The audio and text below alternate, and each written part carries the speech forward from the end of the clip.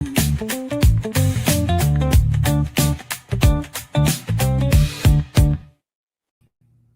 time is 1:02. Welcome into Mosley Studios. It's the Mosley Show.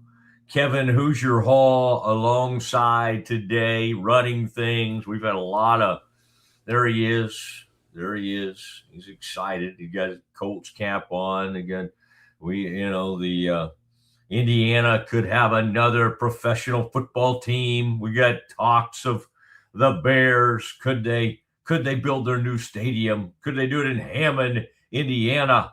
They're over there across the border, the state lines. They're trying to create an opportunity to get the new stadium there. So we'll see. We'll see. Wouldn't that be something? But they would still be the Chicago Bear Down Bears. All right, Bear Down. I was watching some people bear down last night, and that was the Arizona men's team, the Arizona Wildcats.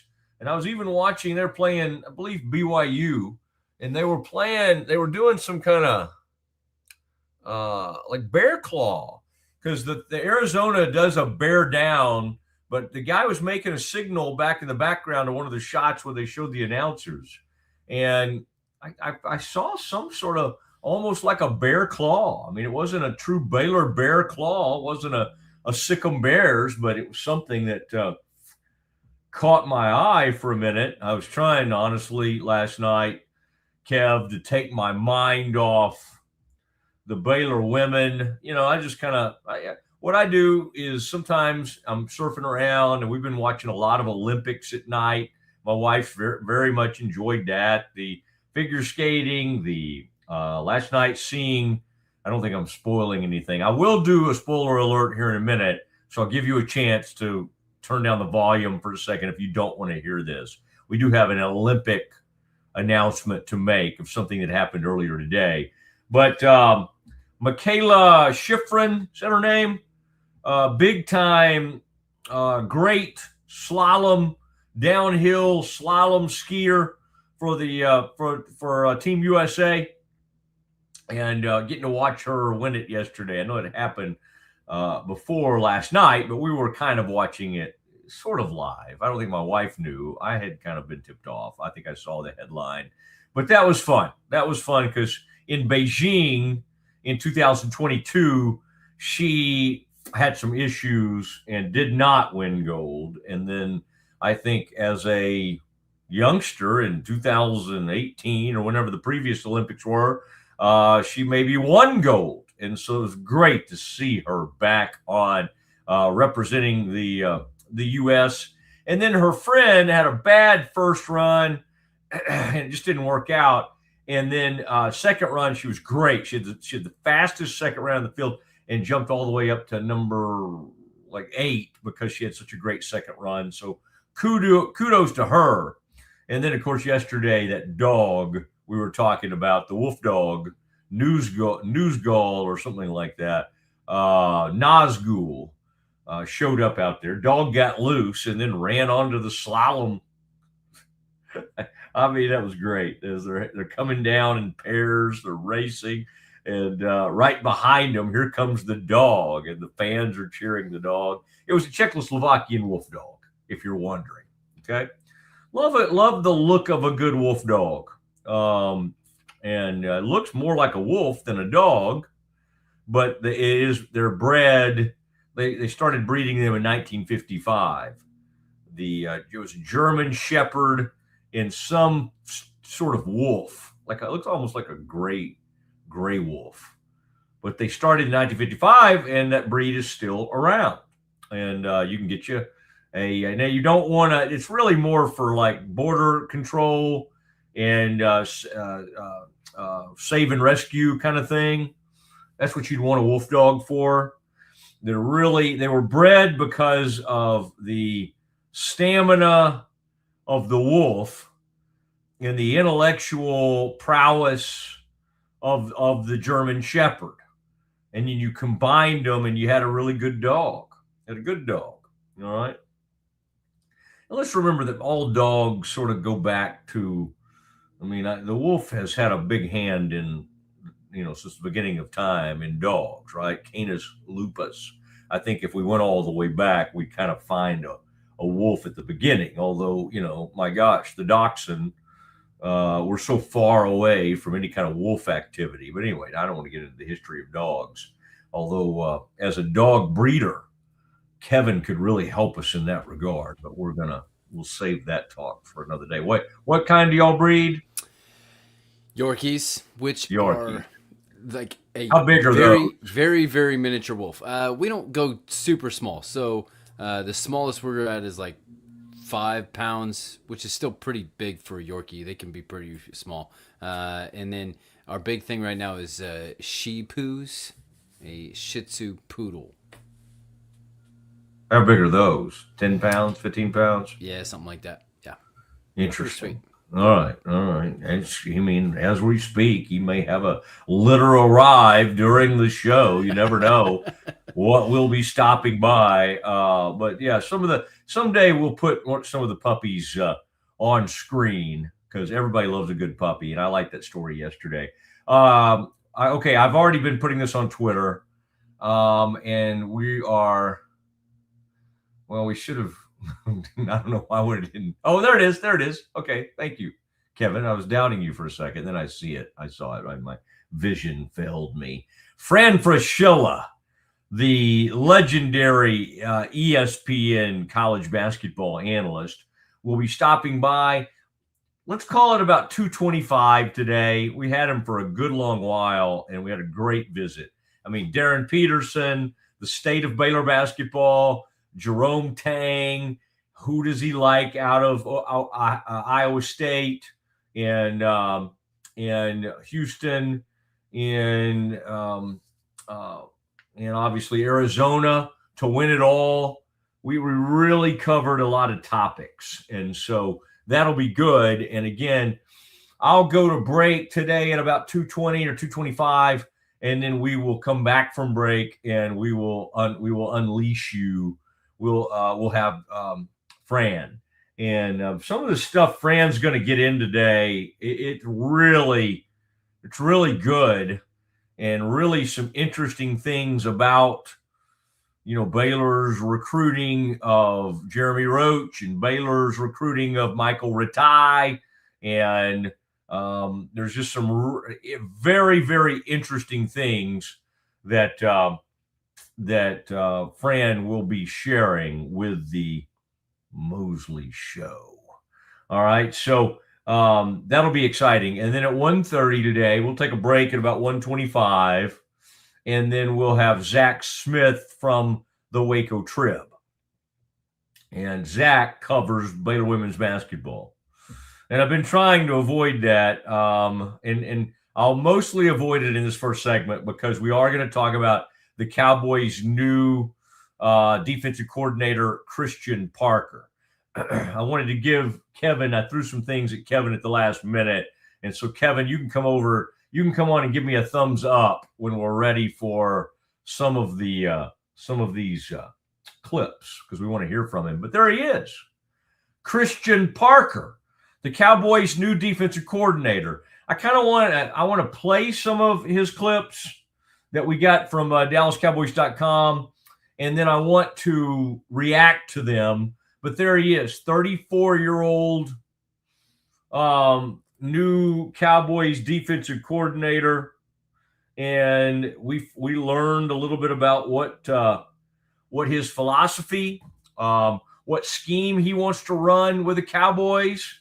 And if you're wondering, 4-3, 3-4, he's going to talk about it, and he'll tell you kind of what the base is he wants to run out of it.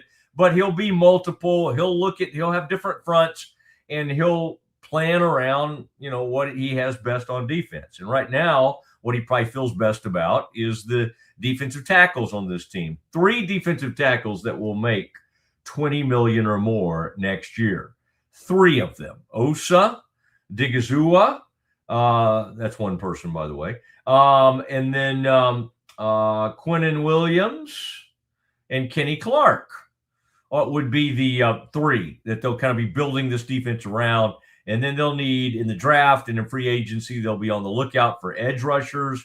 linebackers, safeties, corners. All right, this is a non-discriminatory type deal when it comes to positions. They need any and all players, and they need in free agency and the draft to come up with as many, perhaps as 6 starters on this defense. So this is going to be a lot of work that needs to get done with this defense, and that is what we're talking about when we talk about our man Christian Parker.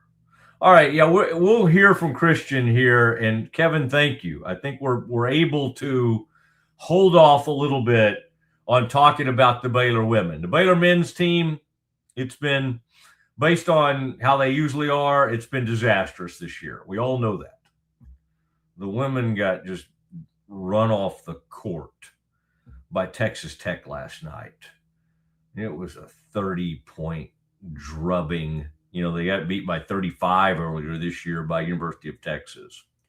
You know, just 2 games ago, we're sitting there, Baylor's number 1 in the conference, control their own destiny.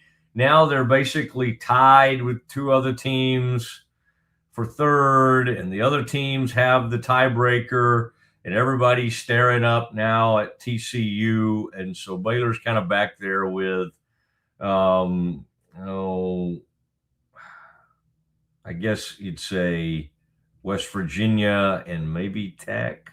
It's not good. It's not looking good. And they're just not playing well. I mean, their best player, Talia Scott, had a decent first half and just didn't show up in the second half. I don't know if she scored in the whole second half. She and Jenna Van Geitenbeek, who had there she is. There's Talia. Again, I said I would not do it, Kevin, but it's just hard.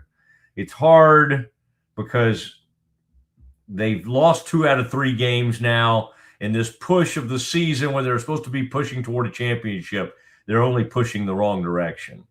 I mean, you can barely play. Bella Fauntleroy is still a starter. I think she scored 1 point in this game. Jana and Talia combined for 10 turnovers. They had over 20 turnovers again. It's not good enough. They're not playing well.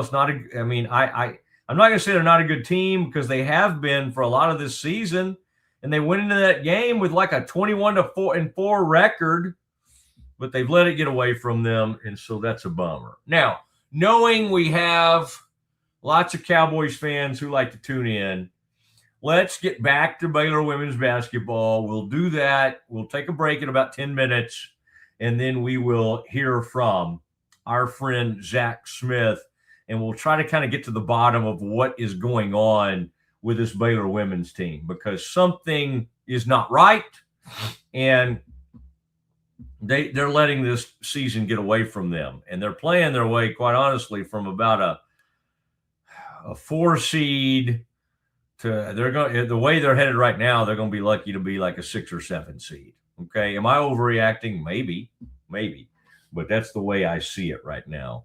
And any chance of them hosting is going up in smoke as well. So right now, this does not look like a Sweet 16 team. This looks like a bad basketball team, and I hate it. I hate it because for most of the season they've been a good team, but they may need to make changes. They may need to get Ting in the starting lineup and get Bella Fauntleroy out of the starting lineup. I mean, you go, well, Matt, she's already lost all her confidence. Well, I mean, she's given you 1 point. This is somebody that was a really good player for the Bears and now can't even get you 1 point against Texas Tech. Now, I need to look again and make sure that's how she finished. But when I was looking in the second half as they were getting run off the floor, that's how many points she had. She had 1 point.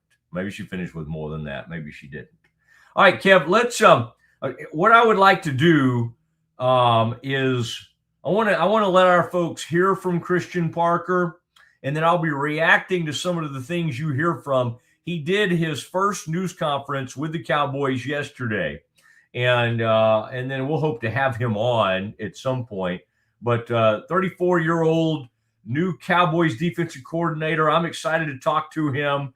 Kev, let's hear from Christian Parker when it comes to his philosophy. This is Philosophy 101 with the new defensive coordinator, Christian Parker.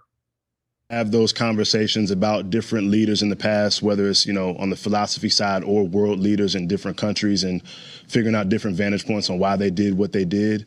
I think it definitely leads into the coaching world, whether it's, your Marcus Aurelius and Seneca and the whole, philosophical realm there with the principle of Stoic philosophy side or world leaders in different countries, and figuring out different vantage points on why they did what they did.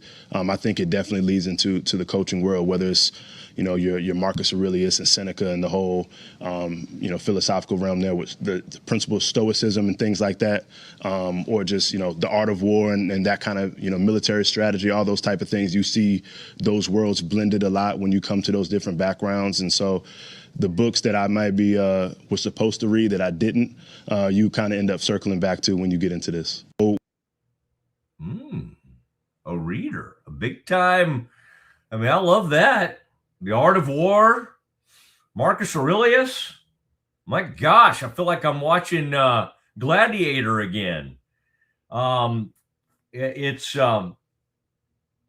find that pretty interesting that a 34-year-old guy who is eaten up with football, huge football, but would be out there trying to get his hands on all of those things. And I think that that checks a few boxes for me. That's someone who is extremely curious, someone who is still reading books, which honestly, and I still love a good bookstore, and I love to read actual books. But with all the things and Kindles and everything we have access to right now, people aren't reading books as much anymore. They're not reading newspapers. Maybe they look at them online from time to time, but we're seeing newspapers like the Washington Post sports section completely go away. I like a young, curious, intellectual type defensive coordinator. Now, again, if they give up 400 or 500 yards, we'll be in here. Who cares what he's reading? Who cares that he liked The Art of War? But I kind of like that. Interests me. That is a interesting thing about him. And I think that speaks to his dedication. And I think that speaks to him trying to learn the craft. It honestly reminds me a little bit of Dave Aranda, a man who's trying to read all of those things and get his hands on every book. And there are things about Dave Aranda that I really admire. I wish he'd win some more football games, but that aspect of him being as curious as he is and dedicated to learning are things that I like about him. Now, let's also hear from Christian Parker when he talks about sort of teaching, which was a huge thing Brian Schottenheimer and the Cowboys were looking for. Somebody that could simplify, somebody that could do the installs, could run a meeting, but someone who could take complicated concepts and break it down and make it easy for the players. What did Christian Parker have to say about that? Detailed, being very clear and concise in terms of your messaging, and when to correct, when not to correct. Sometimes players got to touch the stove. You just want to do it in a controlled environment. But just how to do that, the diversity of teaching, whether it's on the field, in the meeting room, Kahoot quizzes, physical quizzes, showing them video examples, having them teaching in front of a room. There's so many different ways that you can kind of get in the weeds of teaching, scheme, technique, situational awareness, and really you just want to expose players to as many different examples because it's going to hit everybody differently in terms of how they're able to learn that. Okay. All right. I like that. Physical test. I mean, he mentioned one thing I didn't even know. What was that? Anyway, some kind of quiz. It's a Kahoot. What's that? It's basically an online, teachers in classrooms use this all the time. Sorry, okay. I know because I was a teacher. You can set up a digital online class that the whole class can interact with. You can make teams within the class, and it's all digital. They can have a device that's hooked into your master. So, did they let you wear your cap backwards when you were a teacher? No. Okay. Nope. Did you still have the long hair? I did. Yeah. Okay. Yep. Some of these schools, you're a man who likes a good private school and a homeschool situation and a Christian environment. And some of those places back in the day, Kevin, would have a little hair code or something. Oh yeah, Keep the shave, when I went to hair school, a certain length. Yes. Okay. Off the collar. Okay, and good. Shirt tucked in, collared shirt, the whole deal. Yep. Yeah, I've talked to Corey Dickman. We're thinking about bringing some of that back to Rogue. Some of those requirements. Have to have a collared shirt. We're actually going to have you wear a uniform. Yeah, you're going to go take you right back to. Wonderful. Did you at least spend a little time in public school? I was either homeschooled or a Christian school. No. I wanted to. This has happened since the beginning for you. All right, and then you're doing that with your kids, which is fine, which is a great choice for y'all. A couple that go to public school because good. We got a need, Texas public school system. We have to. It's under a lot of fire, and from our own politicians a lot of times even, and we've got to stand up for it in a lot of ways. All right, all these vouchers. Okay, Mosley. Continuing the Mosley show, continuing to talk about Christian Parker, the Cowboys' new defensive coordinator. Zach Smith, the Waco Trib, will be joining us, and I got to quiz him about like what's going on with this Baylor women's team because it's not good, and questions need to be asked and answered. And then a reminder: Fran Fraschilla on Darren Peterson, the demise of this year's Baylor basketball team, the demise of Jerome Tang. Lots of interesting things to get into with Fran Fraschilla. That'll happen about 2:25. About 2:25 today. We're going to spend about 30 minutes with Fran Fraschilla. Okay, so try to plan your day around that. Before that, we'll do some Campus Confidential. Real quick, though, let's see what Christian Parker had to say. Somebody's saying Kevin's doing it right. I like that. I like our people who are posting. Remember, if you're joining us on Twitter and you're like, what's Mosley up to? Oh, I kind of like this, or I kind of wish Mosley would do this, whatever. Go subscribe to the YouTube. Just hit subscribe. Nothing's going to happen. We're not going to send you a bunch of stuff. It's just that helps me.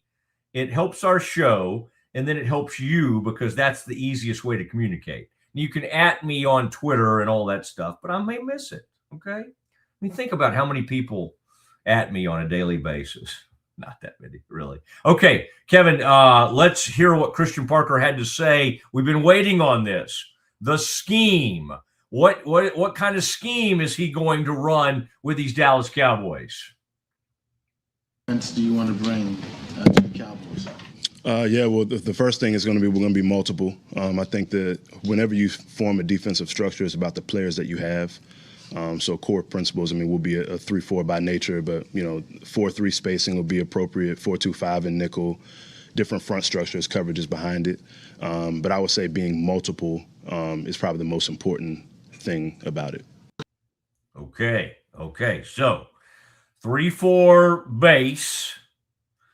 But 4-2-5, we're going all kinds of directions because in my mind I was hearing, a little bit of West Virginia, a little bit of K-State, a little bit of this, a little bit of that. Joe Klanderman. All right, what's Joe? I heard some different things. Okay, but the multiple thing, I like it, and the good news that you're going to hear about more and more with this defensive coordinator is he's going to try to get it the best he can for the personnel. Whatever scheme he runs is going to be whatever personnel he has to put them in best position to succeed. And that's better than just being stuck in something a little bit like Eberflus was, where it's like, hey, do you want to do some man coverage? Would you maybe they're not very good at zone? Have you figured that? Have you thought about that?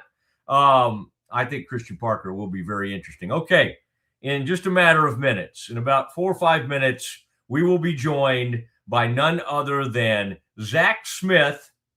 You know him. You love him. He covers Baylor for the Waco Trib. And then, of course, Fran Fraschilla will join us at about 2:30. Lots coming up on the Matt Mosley Show. Okay. That was really great for the first time on your own. Let's maybe take a break, and then we'll come back and do some more. Sounds great.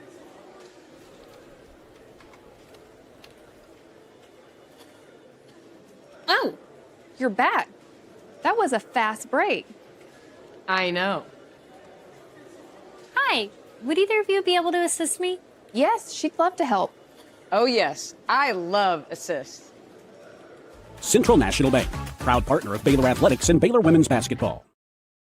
If I had somebody that was looking for a car, I would definitely recommend Allen Samuels. The trust that I have, the care that they take, they genuinely want to take care of you. They really ask for your feedback when you go to the support department to make sure they're taking care of you in every way possible. So I really appreciate that they listen to your feedback.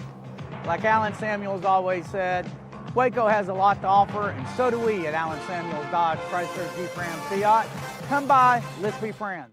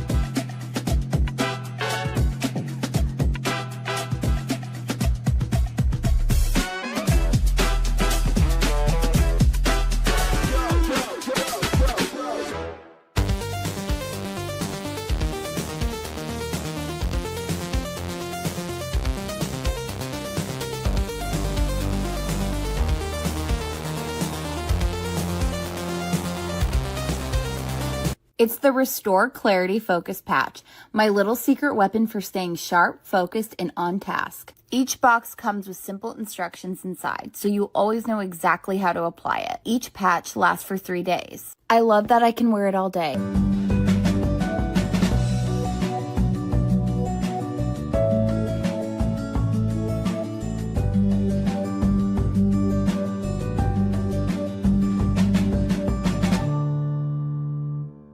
But boy, it looked effortless. Man, watch this. Layups, floaters, threes. He was like an unsolvable equation. I was born like this. His resilience, his strength, his belief, adversity never stood a chance. Know your power. Protect your online privacy with NordVPN. Browse securely, access content from anywhere, and keep your data safe with military-grade encryption. NordVPN.com. That's NordVPN.com.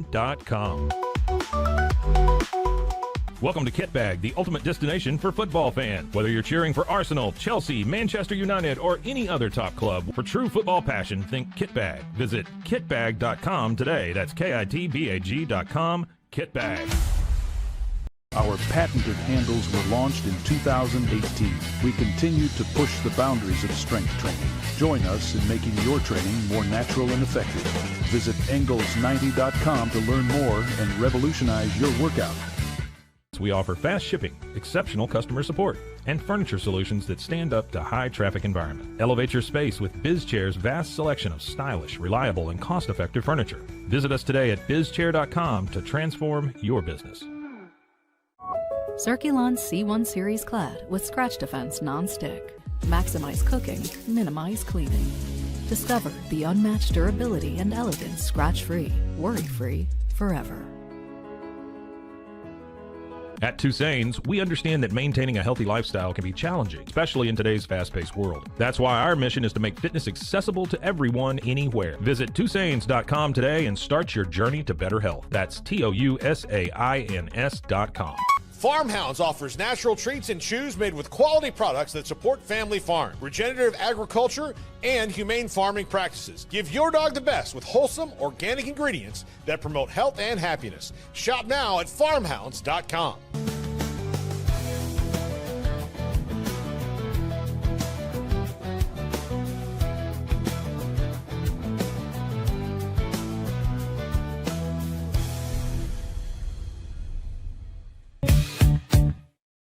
And now back to your regularly scheduled program. Let's put a little light on the subject here. Oh, yeah. There we go. Kev, I did not have I like having that light, that little background there. Zach Smith has been waiting in the wings, and he's my friend from the Waco Trib, beat man for Baylor football and women's basketball. Has a very nice setup there. I just got a new computer, so this is all brand new. So yeah, ooh, I like that. You're sounding good. You got the earphones in, everything. I'm a pro, Matt. I'm a pro. I did not. First time I really saw you do some on-camera work was with President Livingstone. Actually, I'd seen some of y'all's podcasts that you put on. But yeah, you did a very nice job with that. So it's good to have you. I thought your buddy Tom Izzo, and Zach went to Michigan State and graduated from there.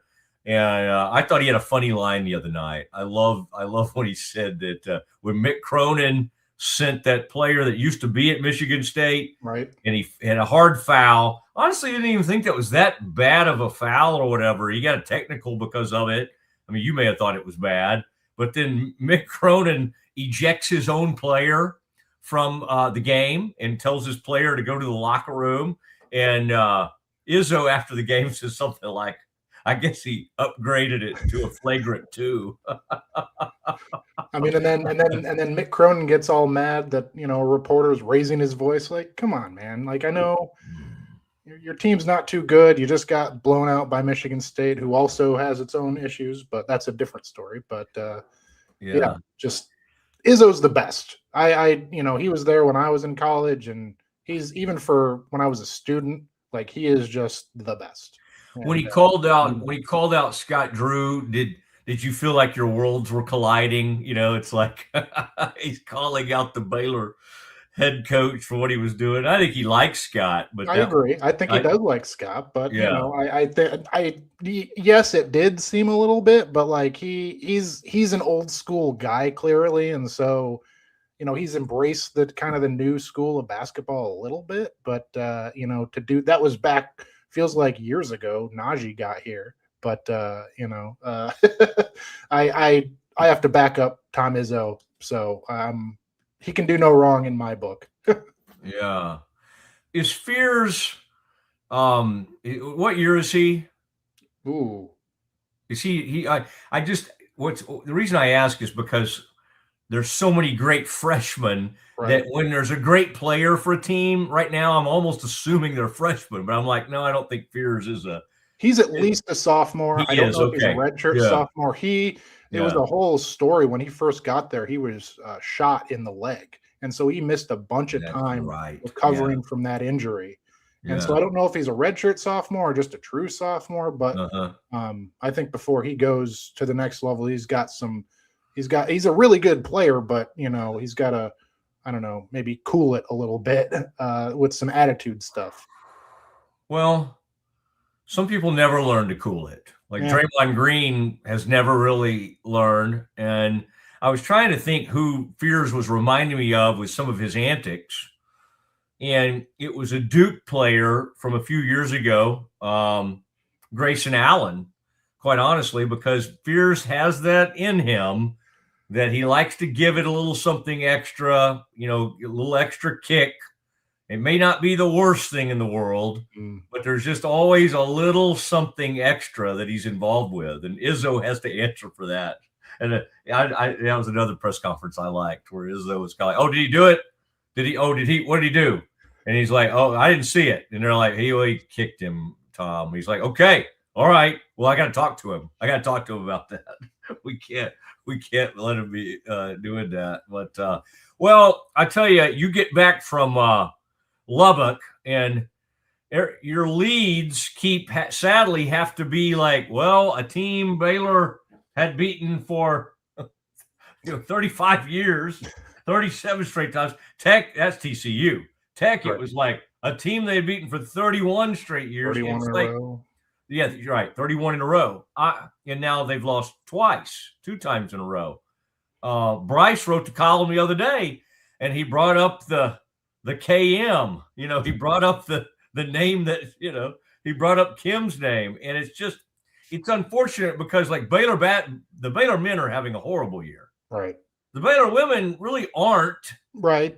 But it's like it's all cratering at the wrong time. It's like, what did she said, 5 wins to a championship or 5 games, whatever the saying was Nikki was going with.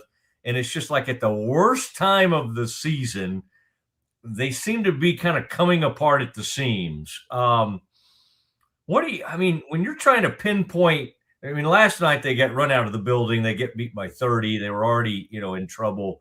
I think they got it to within 15, right, in third quarter. And then, again, Tech just ran away. This has not been a bad team, yet they look pretty bad right now, at least in 2 of the last 3 games, especially the second half, what happened against TCU. What do you see going on, Zach, like big picture? We can get into some of the different things, different players, but you cover this team. You're always there. You're around them a lot. You're at all the games. What's the biggest thing that you feel like is missing right now that's kind of seems to be getting away from them, as they've now lost 2 out of the last 3 games? Well, that's a loaded question. There's a lot that I think is wrong with this team. There's things that I think that the biggest thing though, is that they're really missing kind of a consistent secondary score beside Talia Scott. And Talia Scott is good for almost 20 a night at this point. You can kind of mark that down. She only had 13 yesterday and didn't score a field goal in the second half. But who else beside her is going to step up kind of in those clutch moments when the Bears need it? They really haven't had anyone consistently. Bella Fauntleroy has done it at times. Jana Van Geitenbeek has done it at times. Yu-Ting Deng early in the season was kind of that player off the bench, scored 22 against Tech the last time when Talia Scott was out. But really there's no, where are they going to go offensively if another team is taking Talia Scott out of the game? And that to me has been something that maybe Nikki Collin and the coaching staff hasn't been able to kind of pinpoint consistently throughout the year. And then number 2 is just turnovers. And this is a team that ranks in the top half in the conference in total turnovers. They average almost 17 a game. They've had 20 or more in 7 games now. They've had 30 twice, which is ridiculous. And, it's just like when you turn the ball over 21 times, I don't care if Talia Scott's scoring 20 points or 30 points, it's going to be hard to win the game. And, I think that gets into, in my opinion, they have a bit of a guard problem. Jana Van Geitenbeek, for all of her positives, she's taken over some games. I think back to that Oklahoma State game when they had that miraculous comeback, and Cincinnati when she just kind of got hot from 3 and just took over the game.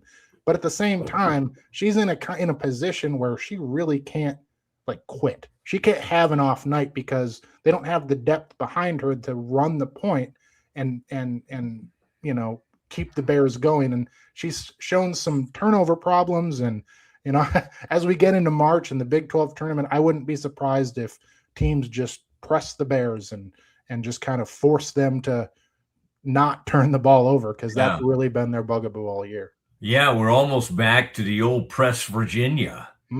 Huggins used to do it at West Virginia women's team. Coach Kellogg now, big press team, gave the Bears fits when they ran into that. And you're right. Why wouldn't you do that? This all kind of started, this downturn, really with the Olivia Miles moment. And, most of the time when I know you're, on deadline or working a game, I'm not going to try to bug you unless I'm sitting next to you. Right. But even that night, I think I reached out to you. I think we were all people that have long watched, Baylor women's basketball. That was a real rough moment because we were so baffled. And you asked that first question to Nikki, what were you trying to do against Olivia Miles? And why weren't you able to make adjustments? And she, to her credit, she said, hey, good. That's a good question. And I don't think we probably reacted quickly enough, but that smacked to me. And I would say this to Nikki. I don't want to be like I'm talking out of school. That smacked, the word that kept coming to my ear when I watched that happen was arrogance. It was this is our plan. This is our game plan tonight, and I don't care what happens. We're not going to. This is what we're going to do. And it didn't. Maybe if you're Gino Ariema and you're UConn, there are about 3 coaches that might be able to take that. Like, we're going to do what we're going to do, and we're not going to change, right? That really was disheartening, I think, for all Baylor fans to watch their response to somebody shooting them out of the gym.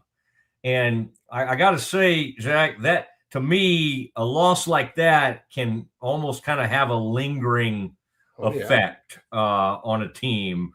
How did that, even her answer to you, and then now that you've had time to watch the team for a couple of games after that, how did that strike you? It just seemed very weird that they didn't do something quicker in that moment.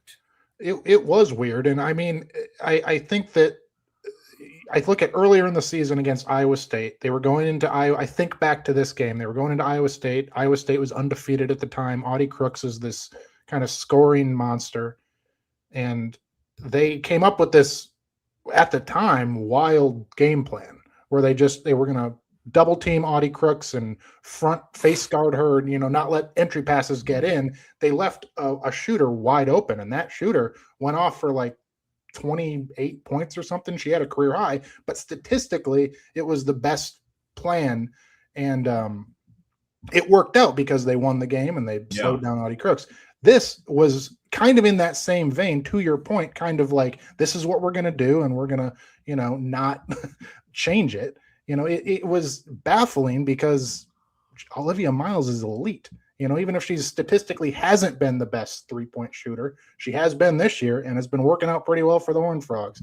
And so since then, I think in that next game against UCF, they played one of their best games overall, defensively, offensively. Now, UCF was out there without their best scorer and is not a very good team. And Satia Messer might be on the chopping block at the end of this year. But that to me was kind of a neck crack moment, being like, all right, let's get back to what we know. Let's get back to what we're good at. But then you go to Tech, and it's just an effort thing. And they just did not have the defensive kind of focus to even slow down what Texas Tech does really well. And so it is just, you're absolutely right about that being a lingering thing, because it's like they're kind of like out in the wilderness right now, kind of searching for something defensively, when really that's been what won them so many games in the first half of the season. So as we get into March, that's a huge question mark for them.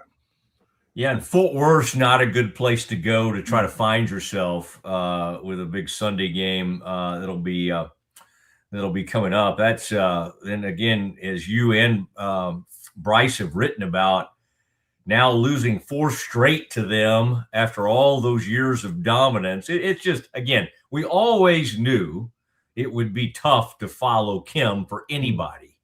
And unfortunately, every time Nikki goes a little sideways, that's the first thing everybody thinks about. Like, well, this never happened. And the truth is, there was not this parity. And I sometimes am like, well, was there not parity because nobody, including University of Texas, including Oklahoma, who are both those programs are good again, nobody could beat Kim for about 18 years. And so she had the whole thing in a headlock. Well, now everybody's come out of hiding, right? It's like, okay, TCU makes a great hire. Arizona State makes a great hire. Tech, I don't know if Gerlich was a great hire or not. She was just kind of, I thought she could get fired. She could have. Now they're good last year, I think. Yeah. Yeah. And with Tech, you always know the money's there. They're always going to be able to dip into that. Okay. So here are 2 players I'll mention that I think have been, it's like Bugs and Bella are connected at the hip. They came in together. We watched them grow. They were really good from the start. Bugs is still pretty much Bugs. Unfortunately, the offensive game that she probably wanted to develop has never quite gotten there, but she's still a tremendous rebounder, and she does Bugs things, okay? So that's fine. The curious one, and you kind of hit on it earlier, the Fauntleroy thing, I see a player who just has completely lost confidence, and I hate it because, like, there were moments if she got hot where Bella Fauntleroy appeared to me to be on her way to being a player who could absolutely be a 15 to 20 points per game scorer in the Big 12. And I would say in conference play this year, I don't have this in front of me, Zach, you may know off the top of your head, I bet she averages like 6 or 7 points. Did she score like 1 point against Tech? 1 point. Didn't 0 for 4 from the field yesterday. Yeah. What do you think's happened to her? Like she's too good of a player to just kind of have lost it. And do you think it's just purely a confidence issue? I don't know if I don't think Nikki is asking her to be a 20 point, they're not asking her to be an offensive force. That's not her role. Yeah. When you've got Bugs and you've got Talia, and for the most part, you've got Jana, and you've got Yuting coming off the bench and Markayla, hopefully. You don't need Bella to be the Bella of old, where she goes for 30 points and hits 8 threes or whatever it was. She is defensive. That is her role. She sets them up defensively and gets them in a line and is kind of the quarterback of that defense. And so, like, you're right. She absolutely has taken a step back. And if she hits 2 of those threes yesterday that she attempted, if she maybe doesn't average, 15, but maybe she averages 8 or something like that, and then has these big games offensively, that's what's going to make Baylor a winning team. But her value to Baylor is defensively. And I think that is what Nikki is asking of her, and that is what she has taken upon herself. So she is definitely offensively capable, which is exactly what we've seen over the last few years. But again, I think this year especially, that's not what she's being asked to do. So I agree that she has taken a step back, but again, I don't think it's as drastic as it might seem. Do you think TCU with Mark Campbell and what they're doing, do you think they have like a way more of an NIL budget than Baylor women's basketball? We kind of know the breakdown from a rev share standpoint. We don't know everything with Baylor athletics and they don't have to share everything with us. But I just wonder, because obviously Olivia Miles is unbelievable. She may be a top 3 pick in the WNBA draft. Suarez, big time player. They got like 2 6'7" players. He's always been known as a great recruiter. He's flipped that program completely into being an annual, like, top 15 type program. Do you think that the 2 programs right now, and I'm not talking about just the fact TCU's beating Baylor, do you sense that they have like a way higher budget than the Bears, if you had to guess? If I had to guess, oh, absolutely. Like Olivia Miles, I mean, she very easily, I think she almost went pro last year. Maybe I'm wrong on that, but and could have been like the number 2 pick. Right. Yeah, exactly. And so, like, that kind of talent doesn't come cheap. And, that's something Baylor just doesn't have. Talia Scott isn't going to be the number 2 pick. She might be really good, but she's not going to be the number 2 pick, I don't think. And, to pair that all together with what they have, like, absolutely. TCU's NIL budget is 100% bigger than Baylor's. And frankly, I know Doug McNamee, you had him on this show. Bryce and I sat down with him when he was doing that tour. And I asked him straight up about women's basketball place in kind of NIL. And, he's like, yeah, it's third. It's third in kind of the NIL pecking order. They're prioritizing football and men's basketball very clearly. And I know Baylor has plenty of problems in both of those sports. So I think that, Baylor is behind TCU. And, I don't see how unless there's a big women's basketball donor, I don't think it's going to change anytime soon. Well, we need that. I mean, it's like the Bears need that. If you think about it, like that Tech softball program, right? That's one of Cody Campbell's buddies that played football with him. That's John. That's not Cody. It's John Sellers, I think is his name. And that's $1 million. It's just like, here's $1 million. If she's that great, go get her. go get her. His wife played softball, I think, at Tech, or played some sport there. And we've seen what one softball pitcher can do for a program. I mean, and I'm sure they have other good players, but she's the real deal, you know. So I mean, and you see what that's done for the program, for the school overall. I mean, softball is not a revenue sport, but like you get Texas Tech in the Women's World Series. Yeah, you know, and like that's a big deal. Like even if it's not bringing in all the dough, like that helps everybody else. So it's like, yeah, that's great. I love to see kind of smaller sports get that kind of shine and love from the NIL and the big donors. I bet you've enjoyed seeing football, you know, be a little more open with some of these interviews. I mean, you know, and of course I always want more than I get, and we're all like that. It's like, hey, okay, I want that guy too. But it's still some of the players being interviewed, some of the, you know, I think we both were kind of like, okay, Dave, you know, Dave was asked if he could change, Dave Aranda. And that's hard to sort of imagine. He may change his approach a little bit to the media. I guess that can happen. I think he's still got to be who he is and either succeed or fail on that. Now that class has been put to bed, the portal, and you were tracking it as it was coming in and looking at all these guys, and I'm sure there'll be some features you'll want to do, or you'll talk to some of these high school coaches. Like Draylon Miller's a very interesting kid from Colorado. Is this about as good as Baylor could have expected to do, given the sort of the lame duck status of their coaching staff? Yeah, I think for where Baylor is currently, both like you said, from a lame duck, from where Dave Aranda's seat temperature, I'll say, and also from an NIL standpoint, I think this is about as good as you can get. Because some of those big fish that certainly were interested, I just don't think Baylor had the funds to pony up for those guys.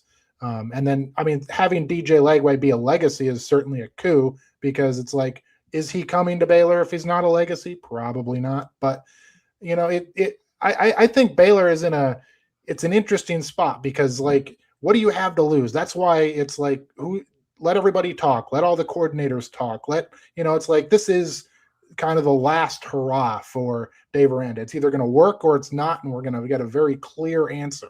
And there's not going to be, well, we don't think there's going to be an athletic director change or anything that might throw a wrench in that plan. So like, this is kind of it for him. And I think that this portal and this high school class has set them up at least to take a shot at, trying to salvage whatever this is.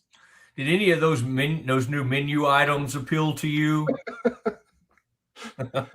Oh my gosh. I saw one commenter say something that there should have been like a nothing burger on there. So I don't know. I don't know.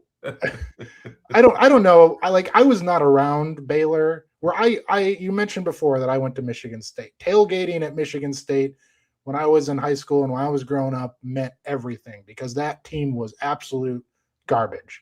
And so tailgating was all we had. And that was what I looked forward to, meeting friends, throwing the football around, wearing a jersey, watching the marching band. And that was such an integral part of, football. And so like when I first got to Waco and watched and came to Baylor, I was shocked at how like low energy the tailgating scene was. And so like it just like that was shocking to me. And I know I don't partake in that tailgating anymore, being on kind of this side of things, but I think they need to take a step in that regard. And I think Doug McNamee is certainly the guy that hopes to do it, but I didn't peruse the menu as deeply as maybe, I don't know. Did any of them look good to you? I thought we're trying to a little bit adopt something like the Cougar tail that they have at BYU with the cinnamon thing, the cinnamon bun kind of thing they have out there with the bear claw. Right. But I think the claw, you get those claws at the donut shop, whatever those are. I think the bear claw should naturally be something like that. Those look fine. I have to admit, I sneak over at halftime to the letter winners lounge because my dad played at Baylor, Zach, and I kind of see what they have in there. Generally the media has plowed through everything. Now, I'll tell you where I'm way spoiled is all these years of covering the Cowboys, because not only does Jerry put out like a tremendous pregame spread with all the, the prime rib and all the items and the mac and cheese and every side you can imagine. But at halftime, a brand new spread comes out, and that's the nachos and the chili and the cheese dog. But then you get there's several different sides. And then whatever the stadium decides is their big thing that day, they serve that up there too, along with ice cream and whatever the big dessert is. So yes, I do think Brent Ingram has made some inroads in that area of taking care of us and the media. And I know our watchers and listeners don't really care about that, but I think the halftime reinforcements would be a good thing. They have ice cream. They have Bluebell. I know it's a little bit freezer burnt, so it's been up there for a year. But a little bit. At least they have it. I'm not going to complain about free ice cream. Well, I generally will not do that either, although media has been known to complain about free food. By the way, you were a kid when Michigan State beat Art Briles and Baylor. That at the end of the 2014 season, so as the year 2015, that game at the Cotton Bowl, that was Connor. Somebody was your quarterback, so you did. Connor Cook was our quarterback.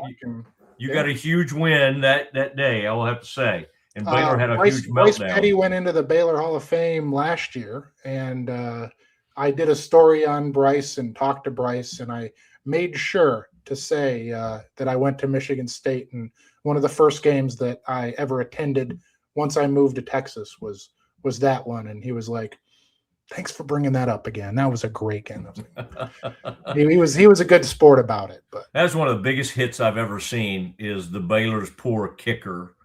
I think there was maybe in the fourth quarter, whenever it happened, there was a blocked field goal or something, and somebody took out Baylor's kick. It was before they had all the blindside type stuff in. And I mean, it was, I don't think that was a Stork. It might've been the player, the kicker after the Stork, Aaron the Stork. But oh my gosh, the poor guy got lit up. There's a great photo of it. Like he's just floating in the air. They were wearing the chrome helmets that game too. So, it was, it had a big lead, threw it to our 400-pound lineman who lined up at tight end, where Kendall was having a great time because Phillip, the offensive coordinator, had left. And so Kendall was calling that game, and it all came crashing down. Here came the Spartans, down 3 touchdowns, and they came back to win the game. Zach, good stuff. Enjoy all your stuff on the Baylor women's team. Stay with it, and I assume you're headed to Kansas City, and that'll be fun. I think I saw DJ Khaled. Now, when you go to Kansas City, by the way, our men usually check out. This year, they may even check out sooner than usual. But DJ Khaled will be featured, I believe, on the post game. So go check that out. Okay. Another one, I think that's his. I don't know. I'm not hip, as the kids. I don't know. I think of you as hip. Sure. Maybe it's a comparison to me. That makes sense. Thank you, Zach. I appreciate it, and I'll see you at a game soon. Okay. Absolutely. Thanks for having me. You bet. There he goes, Zach Smith, the Z-Man, from the Waco Trib. He and Bryce and the whole gang, Michael, all my buddies over there at the Waco Trib do an excellent job of covering Baylor and high school sports. And my man Conine over there on high schools, also Chad Conine, does a really nice job. So shout out to all my friends at the Waco Trib. I subscribe. And they don't throw the paper every day anymore. And it doesn't matter because I live in Dallas and I read it all online. And I really enjoy it. I think if you like Baylor and if you like Central Texas high school sports, you really need to subscribe to the Waco Trib. All right, it's the Mosley Show. We continue on. We'll do some what we like to call Campus Confidential, and then Fran Fraschilla, the legend himself, joins the show at about 2:30. It's all coming up next. Enjoy a quiet atmosphere with beautiful river views at the Brazos Landing, located in Waco along the Brazos River across from McLean Stadium. Enjoy homemade dishes like shrimp and grits, chicken piccata, braised short ribs, prime New York steaks, and more. Plus, enjoy a delicious dessert like creme brulee or key lime pie. Open for lunch and dinner Tuesday through Sunday. Brazos Landing in Waco, the only place where I-35 and the Brazos River meet. Ready for a better kind of primary care? At Patient First Direct Primary Care, you get unlimited office visits with same-day or next-day availability. And instead of rushed appointments, we take the time to actually listen. There are no insurance hassles, just clear, simple care. You can reach us by phone or text because access shouldn't be complicated. Our practice has expanded to include Medicare-age patients as part of our direct primary care model. It's a fresh alternative to the traditional insurance or government-driven systems, care that finally puts you first. For more information, go to patientfirstdirect.com. Protect your online privacy with NordVPN.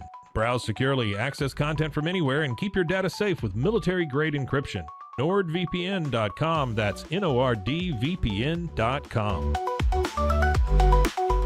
Welcome to Kitbag, the ultimate destination for football fans. Whether you're cheering for Arsenal, Chelsea, Manchester United, or any other top club, for true football passion, think Kitbag. Visit kitbag.com today. That's KITBAG.com. Kitbag. Our patented handles were launched in 2018. We continue to push the boundaries of strength training. Join us in making your training more natural and effective. Visit Engels90.com to learn more and revolutionize your workout. We offer fast shipping, exceptional customer support, and furniture solutions that stand up to high traffic environment. Elevate your space with BizChair's vast selection of stylish, reliable, and cost-effective furniture. Visit us today at bizchair.com to transform your business. Circulon C1 Series Clad with Scratch Defense Non-Stick. Maximize cooking, minimize cleaning. Discover the unmatched durability and elegance scratch-free, worry-free, forever. At Tusain's, we understand that maintaining a healthy lifestyle can be challenging, especially in today's fast-paced world. That's why our mission is to make fitness accessible to everyone, anywhere. Visit Tusains.com today and start your journey to better health. That's TOUSAINS.com. Farmhounds offers natural treats and chews made with quality products that support family farm, regenerative agriculture, and humane farming practices. Give your dog the best with wholesome, organic ingredients that promote health and happiness. Shop now at farmhounds.com.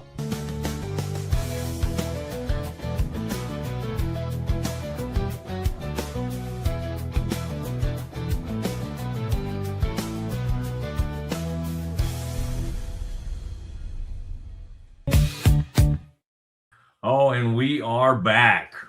The Mosley Show. Thank you, by the way, boy, all kinds of new sponsors on the way. C&B. I got to see the third new commercial earlier today on our show. Very funny, very well done. I know Nikki's hit a little rough patch in the Baylor women's team, but hey, they've had a really good season. They're still ranked. Got to see this thing through, and maybe they can get a little something going and dig down, and Nikki can tweak a couple things and get it going. I mean, Jana's had a great season. I mean, let's not, just because she and Talia had bad games, turning the ball over too much, let's not give up on them. They're really good guards. It was just an extremely poor showing out there in Lubbock. And Nikki knows she followed the wrong person. You know, Baylor went, 30 years without losing to a lot of these people, and 20 years or whatever it was. And now we're losing to them. So it's like, well, what happened? Well, I mean, you let the one of the top 2 or 3 best women's coaches of the last 30 years walk out the door is what happened. All right. Let's not like try to complicate this thing. But that's not anybody's fault in terms of, I mean, I can speak to whose fault it might have been. And by the way, I'm sure Kim, you think, again, Kim, we won't go into all that. But Nikki was an interesting hire, and she's really done a nice job. She has. And they've been to a Sweet 16. They have, they've had some good moments. They've been playing for conference championships. So let's not act like the thing has fallen apart. It just feels like that because they were so dang good for all those years Kim was here. So, let's not overreact. And by the way, I'm telling myself that too. We do have Fran Fraschilla joining us, and he'll be joining us at about 2:30. And wow, some really good stuff from Fran today that we're going to share with you. And then we'll put that out there on all our social media, all our different platforms. Thank you, Lake Waco Golf Club. Wow. Love what you've done. I mean, the executive 18-hole par 3, the 18 holes of golf, the beautiful swimming pool, the bar and grill. And in fact, I was so impressed with what they've done out there. I just joined. I just said, hey, I'm just going to join up. And so every time I'm through town, going to be stopping by to just check things out. And I'm very appreciative of my relationship out there with Lake Waco Golf Club. And it's a great place. They've just pumped a lot into it, and you need to check it out. And they've got extremely reasonable rates, semi-private community, semi-private club. But I think folks need to check it out, and we'll be giving you more ways you can do that. And then, Kevin, I got to say also that Patient First Direct, that's one of our newer sponsors, and it's pretty cool when you can get the ability of like really big time doctors in medical care, but you can get in quickly. And this is for people, maybe you're someone that's on the move and quickly, and you've all seen all these ER, these places you can try to show up and you have to wait or put your name in the deal and see, and it might be 3 hours before you can get into. I think you should try it. And I've just heard great things. And so Patient First Direct, want to tell you more about them. And then also Ted Teague. Alan Samuels is your friend in the car business. And Ted Teague, the GM out of Waco, it's just, it's incredible what they do and what they're willing to do on the deals they make. So please, give it a look and see everything that they're doing out there at Alan Samuels. We're so appreciative of what they do. Now, Kev, I guess what we ought to do is we'll do some campus and then we'll take a break at about 2:25. Does that sound okay to you? Sounds good. Okay, good. I just want to make sure. Always like to keep you happy, and you're generally in a pretty good mood on a lot of fronts. But Kev, we've saved this. A lot of people love this. A reminder: at 2:30, we'll wrap up the show with. I'll have a conversation with the college basketball guru and the legendary Big 12 analyst Fran Fraschilla.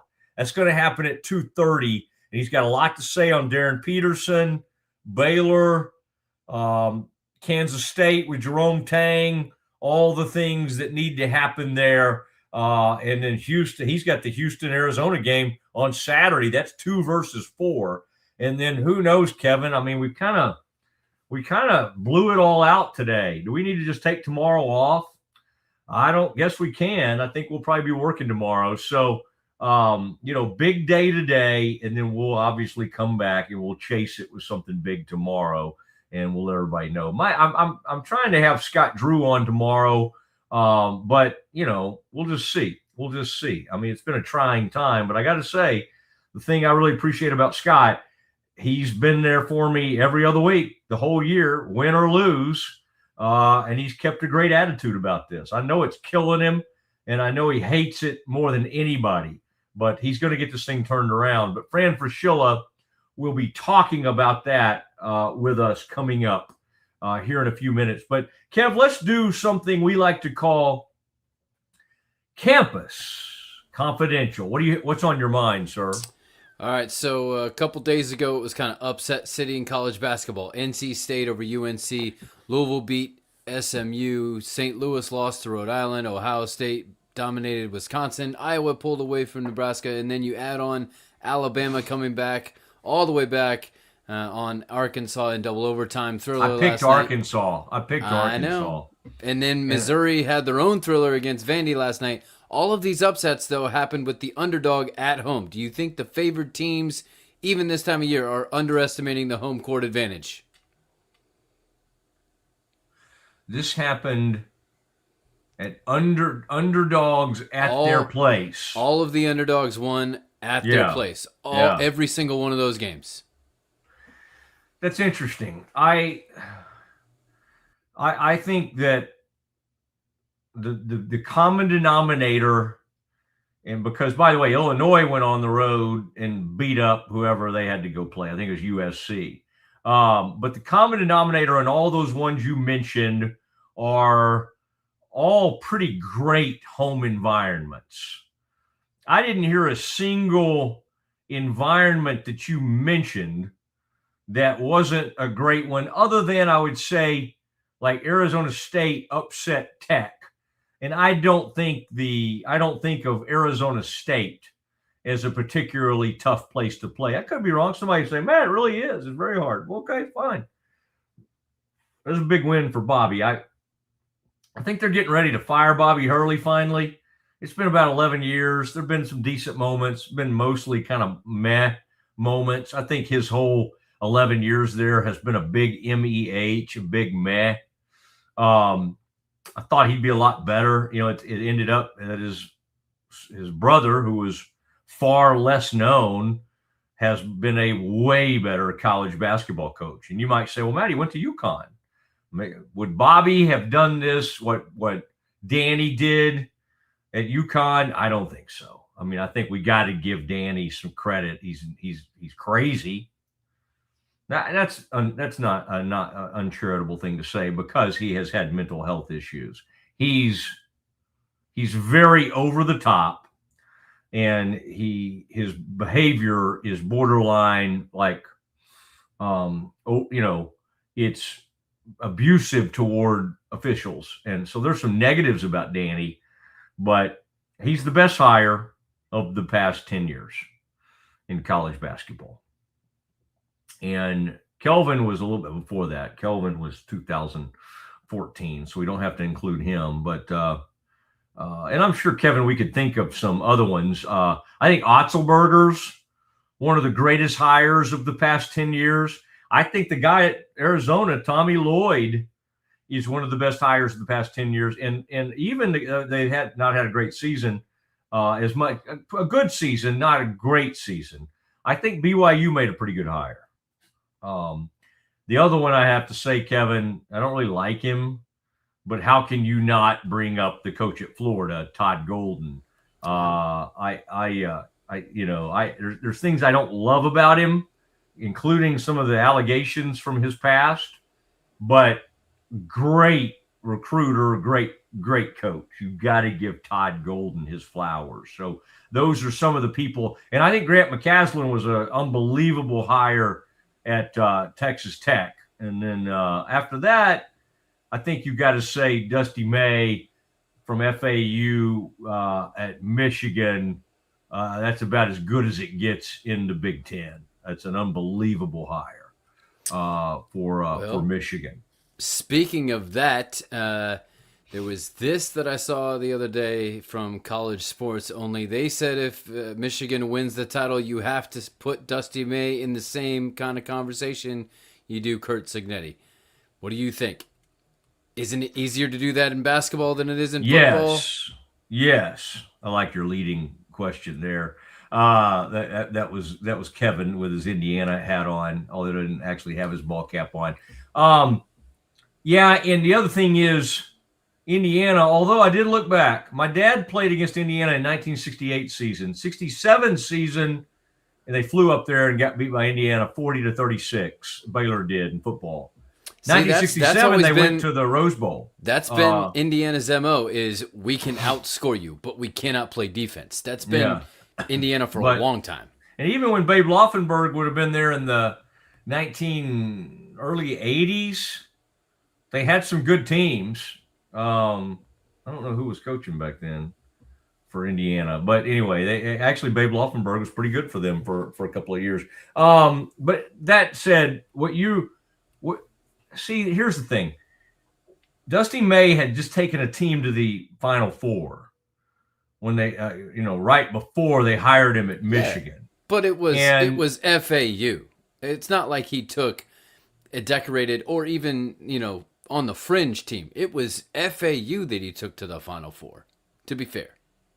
Well, I don't know who we're being fair to. My point is that he was incredible, and this Signetti was like at James Madison, and I'm not saying he didn't do great there, but like one guy had been winning at James Madison, and none of us cared.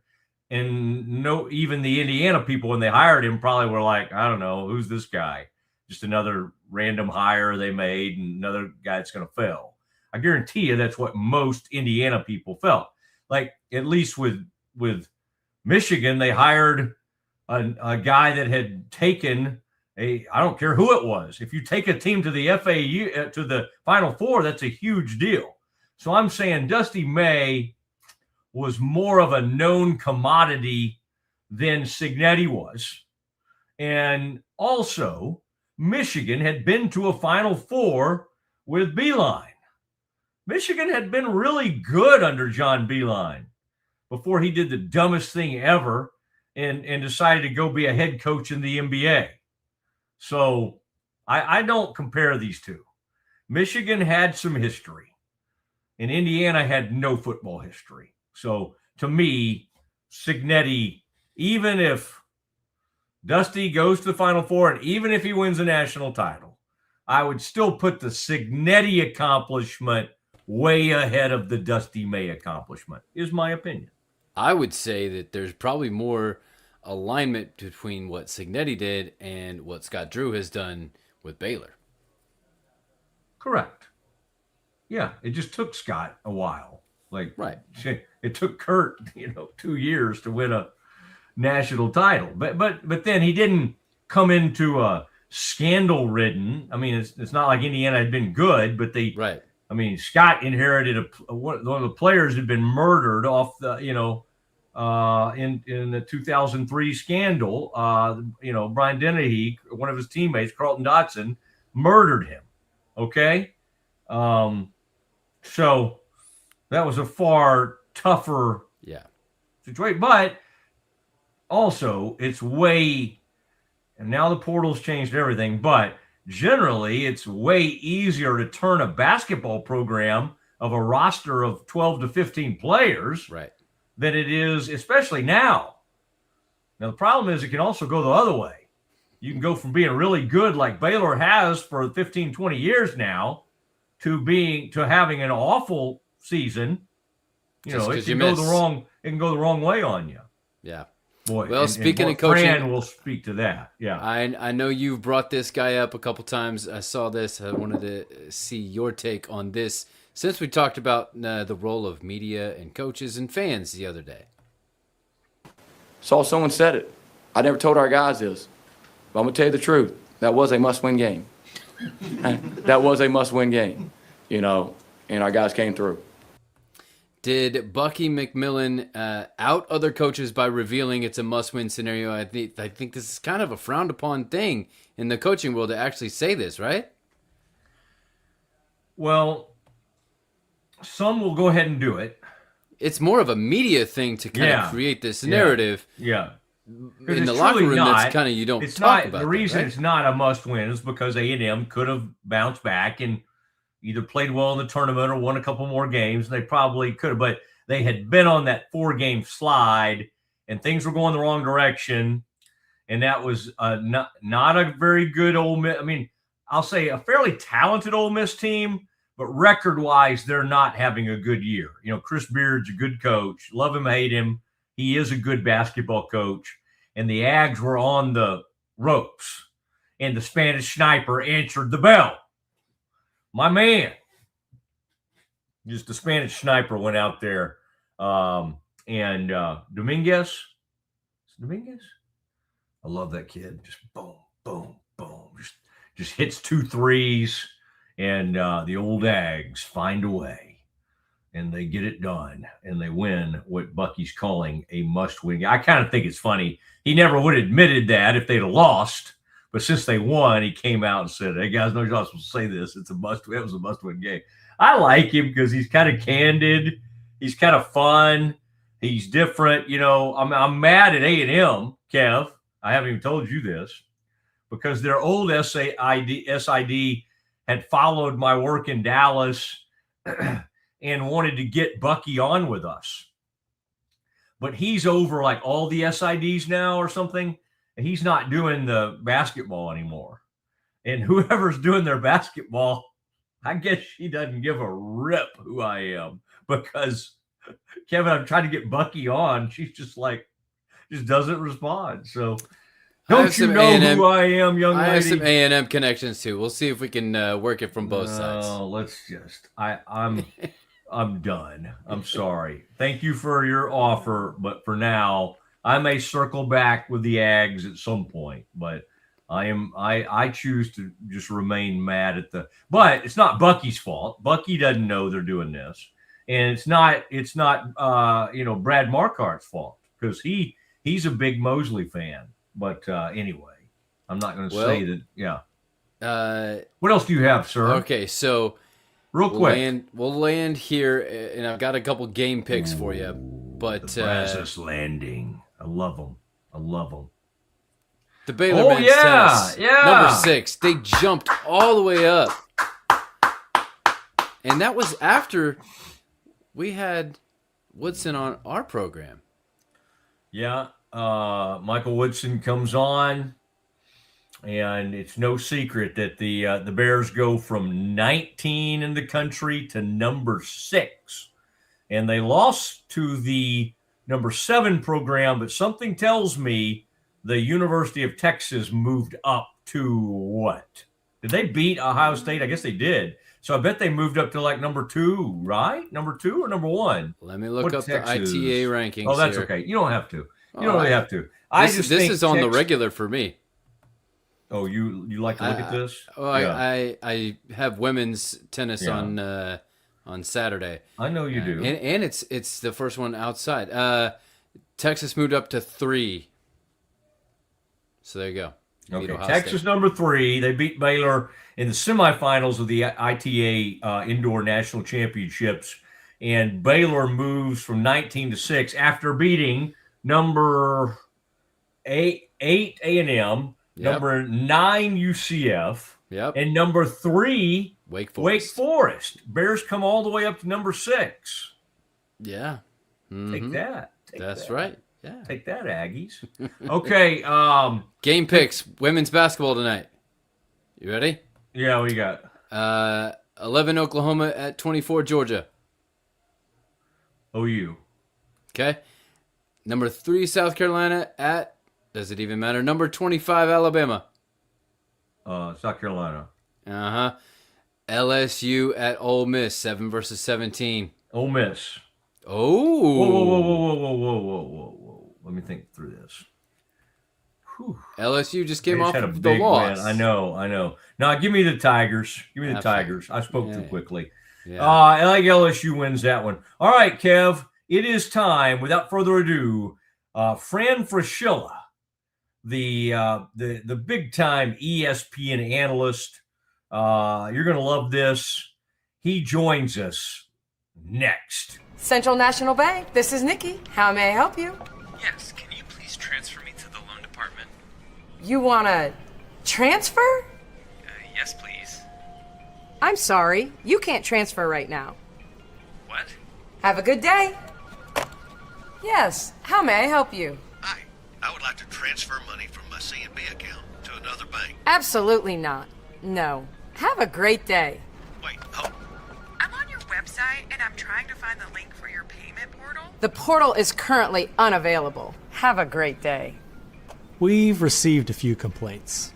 Correct. We no longer allow any outgoing transfers, only incoming. But the good news is, no money is leaving the bank. Like, none.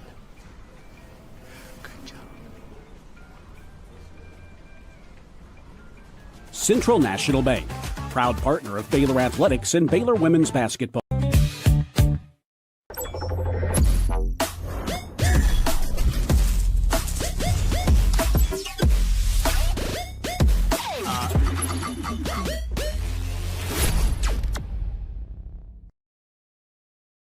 Everybody at Equalife really has a passion and a real interest in helping people feel well. How much further can we go to get you feeling even better? It is a complete partnership between the two of us. What if you could clean clean? With bio-based formulas and deep cleaning enzymes. No dyes, phthalates, or mystery ingredients. Just powerful pods for your dishes and laundry. Now you can, with drops. Made clean, made to clean.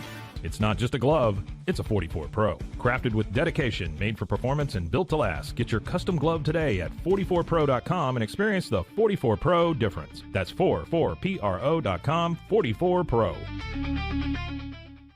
It doesn't matter if your investment budget is small or big. All you need is Benzinga Pro and its powerful news alerts, price tracking, and portfolio monitoring. Subscribe now, and we'll skyrocket your portfolio today.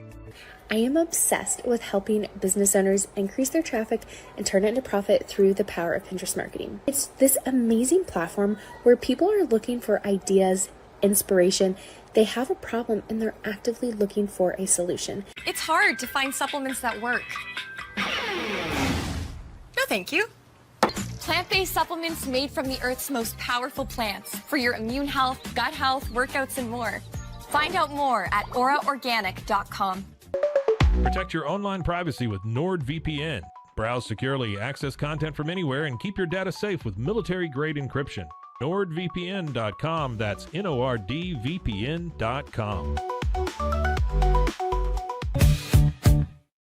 This is the Matt Mosley Show. And for years, I've had Fran Fraschilla, whether I was on in Dallas, Waco, wherever, on my radio show. Fran, as everybody does now, it's the YouTube, right? The YouTube shows. And so I'm glad to have you on camera. And there you are up in the mountains. You're getting ready tomorrow to make your way to Houston. Yep. Won't be too far away from me where you used to live in the Metroplex. How are you, sir? And boy, has the Big 12 ever had this much drama? Like some on the court, some off the court. Yeah. I feel like it's some heavy drama in this conference right now. Well, 23 years worth. We've had a lot of drama myself. Great teams, tough losses, coaches getting fired, hired, etc. First of all, I miss you because I've been in Waco once, and I will see the Bears in Houston for their Cougar senior night, which at moment might not be pleasant, but no, I will see Coach Drew and the team, and I'm sure we'll talk about the Bears and where they're headed, which I think is in a good place. But great to see you. I miss Dallas. I miss Tupinamba. I hear from Eddie every now and then, and I miss those shrimp tacos that he makes that are not on the menu, by the way. Shrimp nachos, I should say. Shrimp nachos. Yeah, I was with John Underwood the other night. He's a big fan of yours as well, and he likes to hang out there because he and Eddie, of course, played together at A&M, and so his grandson is playing as a junior at Lake Highlands, Miller Mask. And he's a guy that, we should all have our eye on. He's about 6'7", 6'8" kid. And he's getting better and better. And this is not a team that really likes to throw it down low. but Miller is he's getting better and better. He's really helping a team that won district for Lake Highlands. So that's kind of cool. And because of all of John's contacts, like Kelvin Sampson and a lot of the big time, at some of these tournaments, they've seen Miller play. And so they've given him some good feedback. And so that's kind of fun. Well, by the way, my other son, James, is coaching a Lake Highlands graduate right now with the Washington Wizards. Wow. So Trey is going to be a terrific player. Yeah. as you know, and he's got some Waco roots because Dad played at Baylor for a little bit. But Trey's good. Trey Johnson's going to be tremendous. They got a young team, but James is you've known about James since he was little. He's now one of the youngest assistants in the NBA, and doing a good job. And by the way, he played at OU, and when he was at OU, there was a sixth grader who used to work out all the time, and he'll be working him out some more because that's Trey Young. So they have reunited. They have reunited, and it feels so good. Trey's little brother, by the way, not to get too into weeds, but is a sophomore on the Lake Highlands team now. All right. And he's not, it's hard to be a little brother to Trey Johnson, right? It's so, the Boozer, you've seen all those brothers over the years. Blake Griffin had a brother, right? And it's always tough when your brother is like way up here. Yes, superstar. Yeah, no question. So I digress. No, I love all that, Fran, though. Let's start with Baylor, though, since I still do a lot of Baylor talk, and I have Scott on.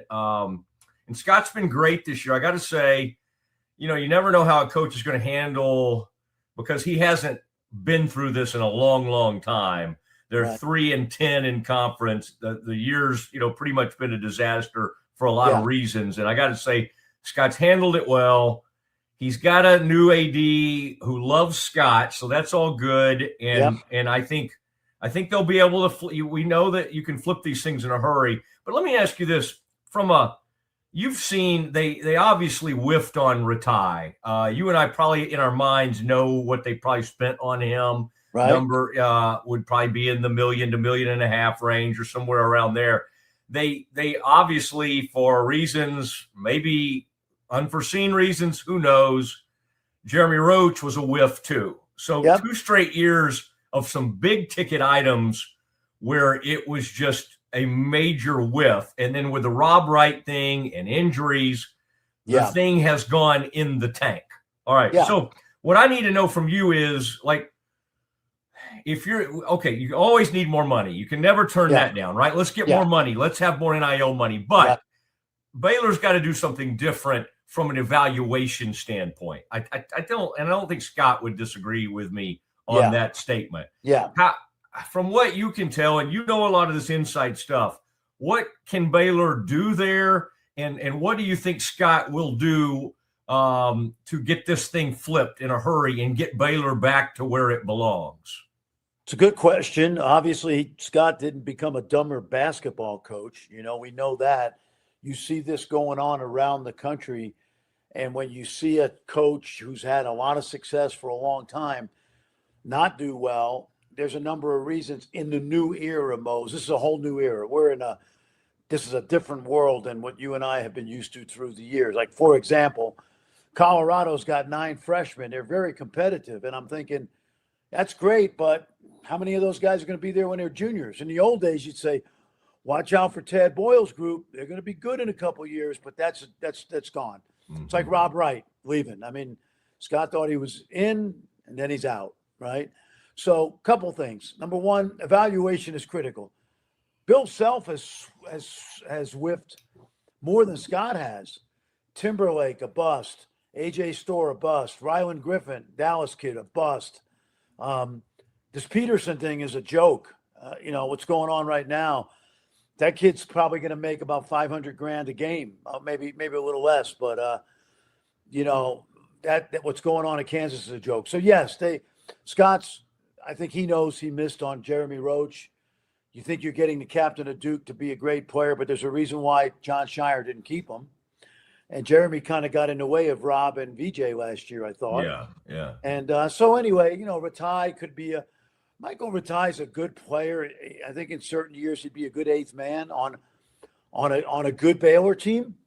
But I think also it goes back to, like, knowing what I know about the program. I don't think they have the amount of NIL money going into the last couple of years that other people had. And so when you do miss, you miss spectacularly, and it really hurts your team.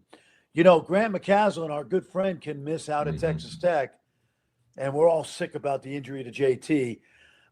But when he misses, it's okay because he's got enough money that he's bought. I say bought. That's a new.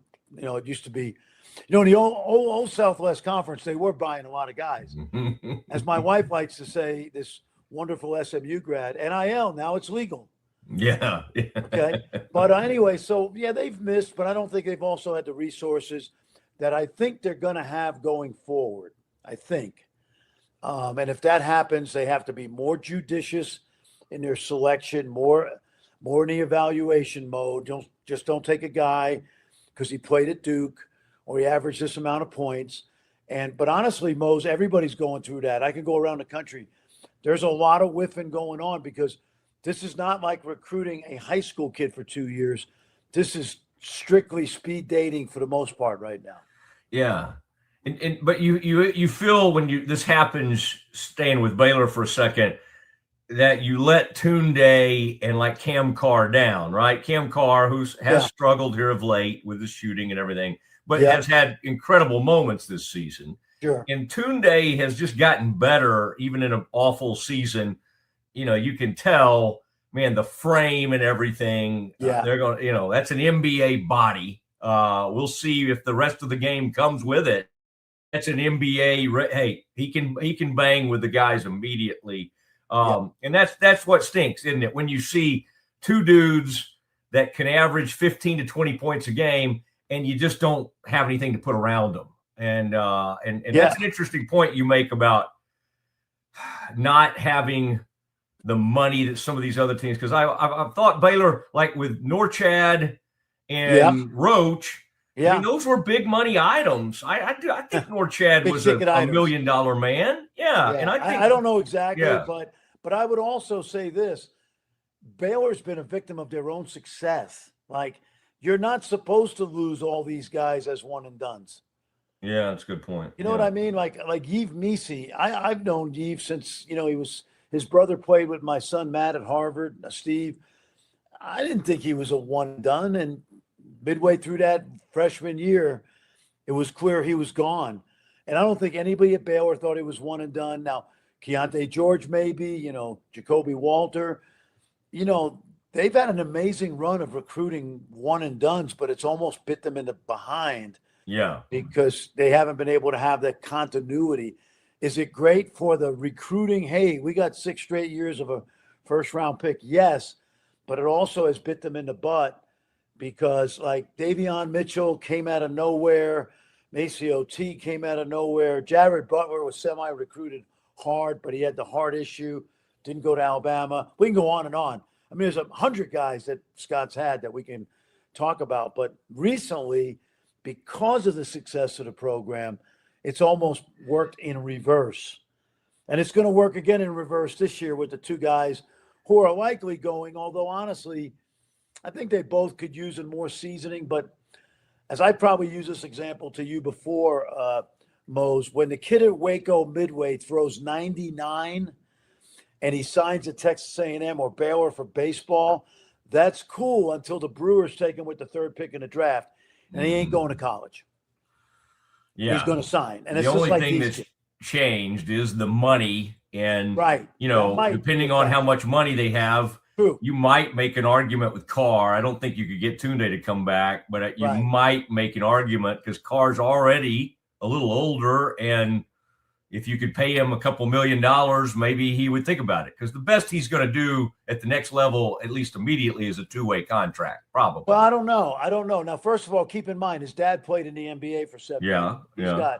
He's got connections. A good agent right now with these kids that we're talking about, a good agent is going to tell the young man and the family, hey, I'm talking to all these teams. I'm talking about a guy that has NBA players that he represents, not some fly-by-night guy. And a good agent is going to say to, let's say Cam Carr, for example, and his family, hey, listen, I'm not getting anybody. No team is biting on you in the first 20 picks. Now, there's a couple teams from like 20 to 30 that are interested in you, but no guarantee. Or what happens is the agent tells the family and the kid, hey, listen, I've talked to the Clippers. They have 25. If you're there, they're taking you.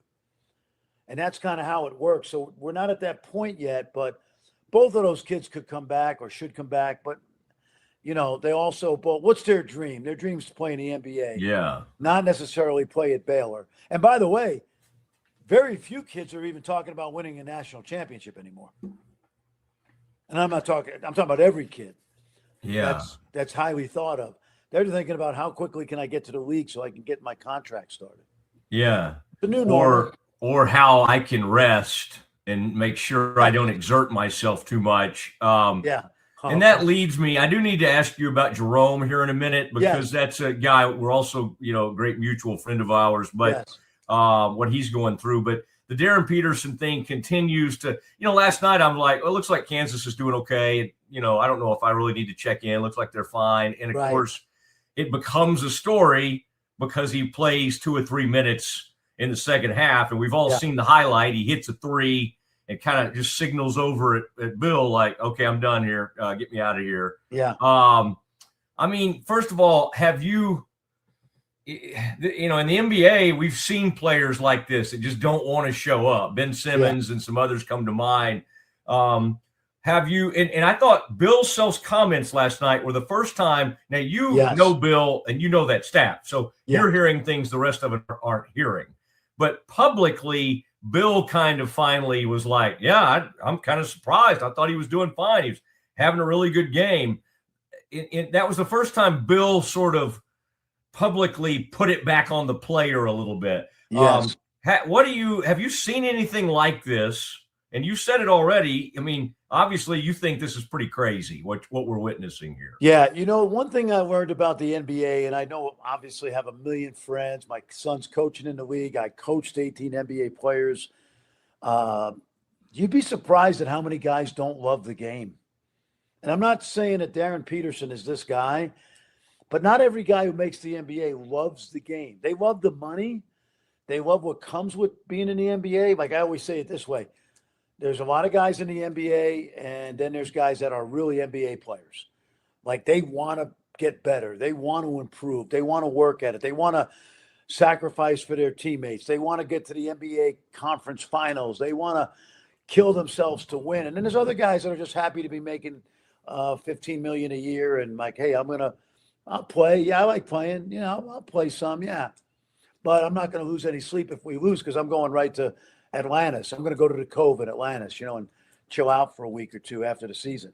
So that's the first thing. Second thing is, I don't want to ever cast aspersions on a kid and say he's not hurt because none of us know. I did see the ankle sprain at Colorado. We did that game. Yeah. But having said that, there's a bad vibe here. Like he looks like a guy that's not trying to get back into the game, but he looks like a guy you ever see a guy that's fouled out? And he just sits on the bench with the towel on his head and just kind of sits there. Yeah. He reminds me of a guy that just fouled out and just doesn't have a lot of interest in what's going on out there. And so I don't know. I mean, he's talented. He's really good. But here's the bottom line, and then we'll talk about Jerome. You got to go to your owner. Like, let's take I don't want to use the Mavericks because they were so dysfunctional. But let's go to the owner doesn't know anything about basketball, Dumont. So let's forget him. But you got to go to your owner, Ryan Smith, with the Jazz. By the way, Keontae's having a phenomenal season up there. Mm-hmm. But Danny Ainge has got to go to the owner and say, we can take Peterson with the number 1 pick. And the owner's going to go, whoa. We're going to pay him $36 million, and we're not sure he's going to play more than 50 games? Because that's what it is. It's $36 million over 3 years guaranteed. So the owners are going to ask questions of the GMs that want to take this kid with the first or second pick. And you got to explain to the owner about all this nonsense. Because if he's a smart owner, he's not going to say, we just can't jump into this without knowing more. What is the issue with this kid? So a lot of question marks still floating around out there. He'd be perfect on this Jazz team that's trying to tank.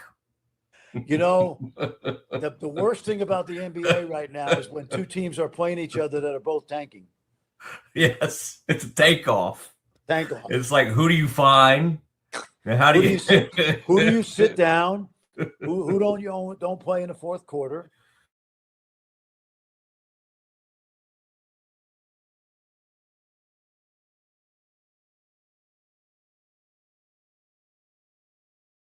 Told me, my son James, who's with the Wizards, told me, Dad, you could never coach in the NBA. You yell too much. He said, no, you can't do it. Because those guys, like, they, honestly, the superstars are business partners with the owners. So if the business partner of the owner's mad at the coach, guess who goes? Yeah, exactly. Man, good catching up on all this. This situation in Manhattan. Yeah. Man, first of all, I think I liked your comments, and you've been very, upfront about, hey, pay the guy what you owe him. Exactly. I mean, this fight over this public thing, and now you got attorneys, on social media. Yeah. Somebody up there that covers the team says it's so peculiar to see Jerome's attorneys using the media. And I'm like, where have you been for the last 300 years? What do you think attorneys do? I mean, in a lot of cases, attorneys use the media. So I don't think we should be shocked by that. Yeah. I just hate it for Jerome because I don't know if you thought he crossed the line. No, toward the end, but I don't know what happened to that. I mean, his last 2 seasons, obviously. Yeah. We're talking about Scott whiffing in the portal. I guess Jerome did the same thing in a sense. Yeah, well, like I said, a lot of coaches have whipped in the portal because, again, it's speed dating. And sometimes you get desperate to put together a roster. There's only a few guys left, and they got a little baggage, whatever it might be, on or off the court, and you're stuck with them. I'm not saying that's exactly what happened, but okay, so in Jerome's case, I'm disappointed because I don't think he handled adversity well. The number one job description of a college coach is crisis management coordinator. It's not coach. It's not recruiter. It's not talking to the boosters. It's how do you handle the day-to-day adversity? And it happens every single day. I got a text from a coach last night. You'll be able to figure out who it is with a little digging. He said to me, your tweet about crisis management was right on the money. We just lost a kid. He's going back to Greece. All right. So it's a kid from Oklahoma State, basically. Yeah. You could have figured that out. And Steve Watts texted me. And the point is, I really wish Jerome had handled the adversity a little better. Now, having said that, when I went through this at St. John's, where they unceremoniously fired me for looking at another job, Arizona State, and they didn't recover for 25 years until last year, I was really concerned. I had 2 little kids, and it was almost 7 figures involved at that time. And the best advice I got is, don't get your brother-in-law, a real estate attorney, to, help you sort this out with the school. Get the best of the best.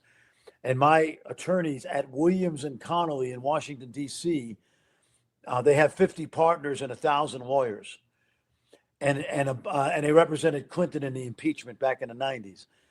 And it was my way of saying, you might think I'm some little punk ass guy from Brooklyn, St. John's, but when the letter went to St. John's with the 50 partners on the letterhead, it was like, okay, come on, let's go. We're in a street fight right now. And very quickly, I got my money. So the point is, we both know Jerome probably did not do anything to break the contract as far as moral turpitude or any of that nonsense. He overreacted in a press conference, which I don't think was necessarily overreacting legally. But I just think pay him his money. You signed the deal. He signed the deal. Give him his money. Let him leave gracefully and go hire a new coach. Period. Yeah, I think that sounds right. Now, do you think Jerome, like we've both watched Scott Drew lose Alvin Brooks III, Jacobs, Tang, Nunes, just, whatever, that was a strange thing. He leaves during this season because something happened. Yeah. And like Scott, it's very important to him, the loyalty. He's got that really excellent coaching tree, although I get, obviously Grant McCaslin's doing tremendous from that tree. Jerome's obviously hit a wall here. Yeah.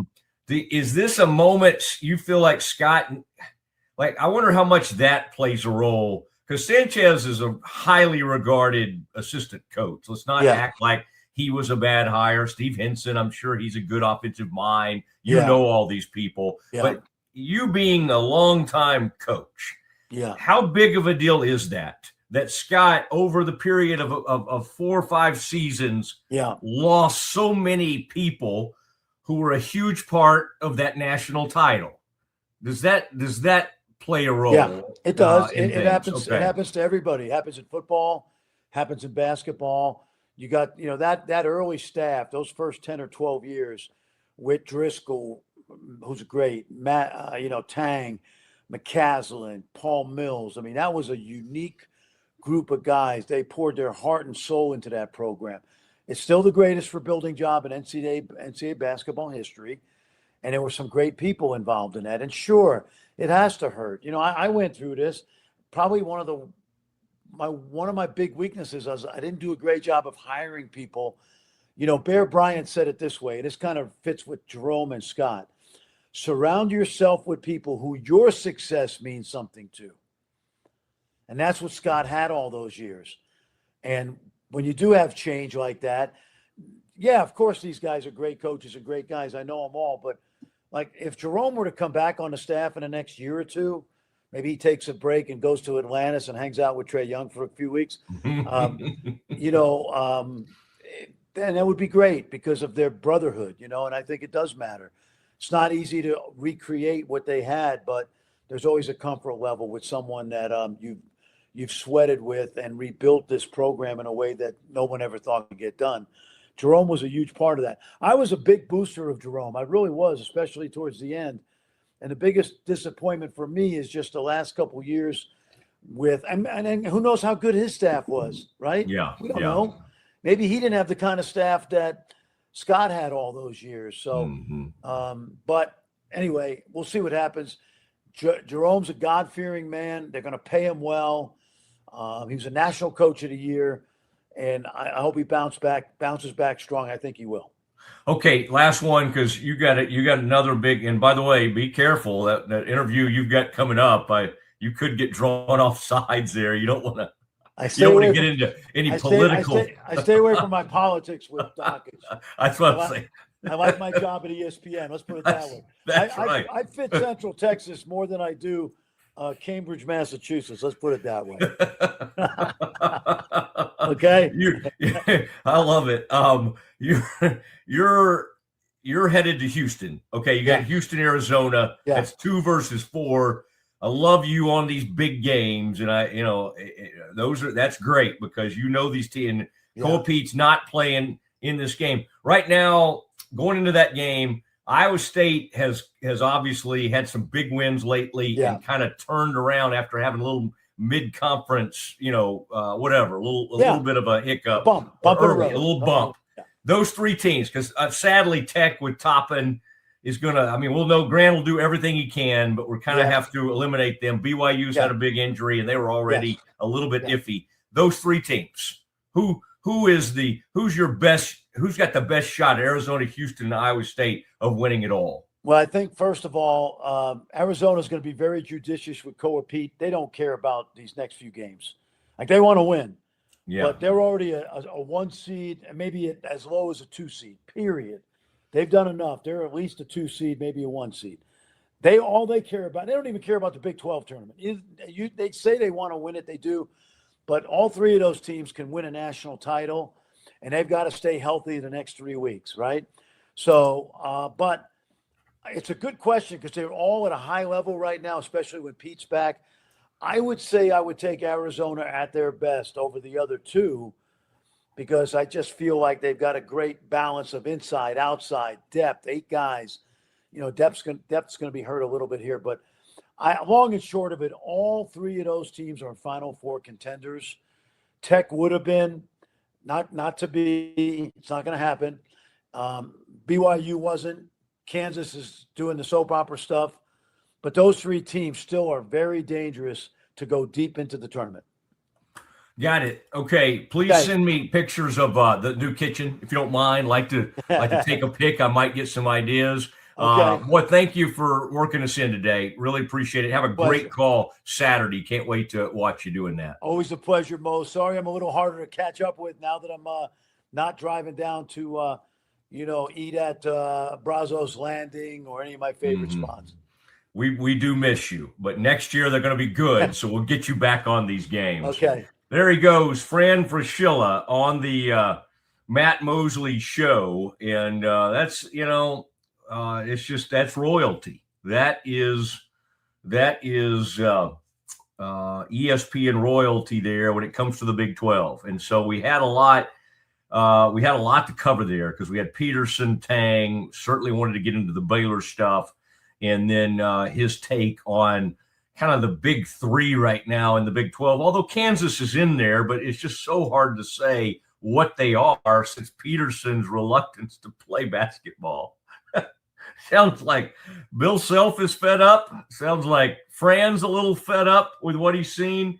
And I think that's why I love having Fran on, because a lot of people you have on nationally will, they really can't say anything to you that they won't say live on national TV. Fran sort of gets it that he can fill in and be a little more open when he does, the YouTube show or radio or whatever. And that's cool. So we loved having him, and we love bringing you those kinds of big name guests that you deserve. All right. Got a big show planned for you tomorrow as we react. Got a lot of NFL stuff to react to. Baylor's got a huge 3 games of baseball starting, 2 of those against ranked teams. So we'll know how Baylor baseball actually is, and we'll have more reaction. Baylor women in a bad place, Baylor men in a bad place. We're not going to give up covering these teams just because they're struggling right now. And so we may have, may have Scott Drew dropping by, but I'll keep everybody posted on that. Thanks to Kevin as he continues to do a great job. Kevin Hoosier Hall. Thanks to Zach Smith from the Waco Trib. Thanks to Fran Fraschilla. It is Mosley, and that has been the Matt Mosley Show. See you tomorrow at 1 o'clock. When you strive for greatness, you have a target on your back. When it comes to finances, we're all targets for scammers. But with the right game plan, you can protect yourself. Don't get faked by fraud. Here's a tip. If you receive a call from someone claiming to be from a company, don't give them your personal information, ever. Unless you know them personally, hang up and call the company back on a verified number. This message is brought to you by Central National Bank. With Ease US, make studio quality voiceovers for your videos online in over 149 languages and dialects. Never been easier to create professional grade videos and voiceovers. Try it today at easeus.com. That's EASEUS.com.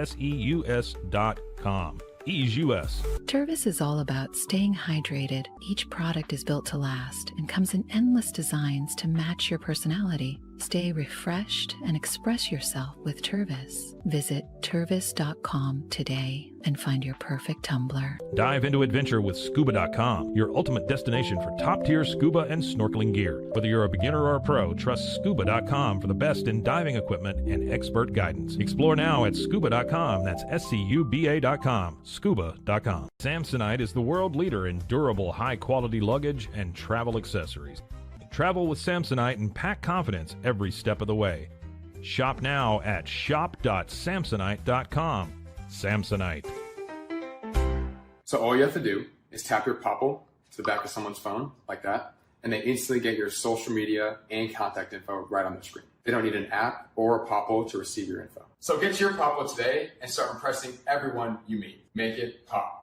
Golf Partner, the world's largest golf store network, offers more purchasing opportunities than anywhere else. With a dominant market share and a wider selection of quality secondhand golf clubs than our competitors, we make it easy for you to enjoy the game with affordable, top-quality equipment. Golf Partner, overwhelmed by your inbox? Clean Email is here to help. Organize, clean, and manage your emails with powerful automation tools. Say goodbye to spam and clutter and enjoy a stress-free inbox. Try Clean Email today at cleanemail.com. Designed to elevate the off-road experience, enabling adventurers to conquer any terrain. For 50 years, you've trusted us on your toughest recoveries, to your most breathtaking destinations, and in countless unforgettable memories.